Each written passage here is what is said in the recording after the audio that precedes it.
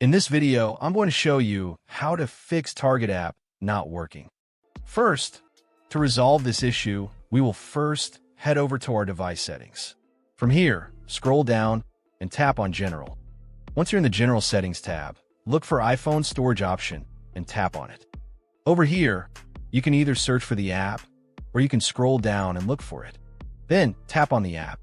On the next screen, you need to tap on the Offload app option. A confirmation pop-up will come up. Now tap on the Offload app option here. It'll take a bit for processing, and then a reinstall button will show up. Simply tap on it to reinstall the app. This should resolve the issue, but if it doesn't, then you need to check if the app is running an older version. Head over to App Store.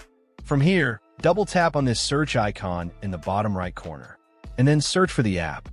Once the app comes up in the search result, and if you see this update button right next to the app, simply tap on it to make sure you're running the latest version of the app. However, if you continue to encounter this issue, then you will need to completely reinstall the app, which usually resolves the problem. Head over to this screen the way we did before. And over here, tap on the Delete App option here to uninstall the app from your device.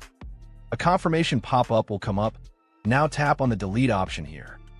Once uninstalled, open up App Store and search for the app in the search bar. After the app comes up in the search result, simply click on this cloud icon to install it back onto your device. Hopefully, this resolves the issue.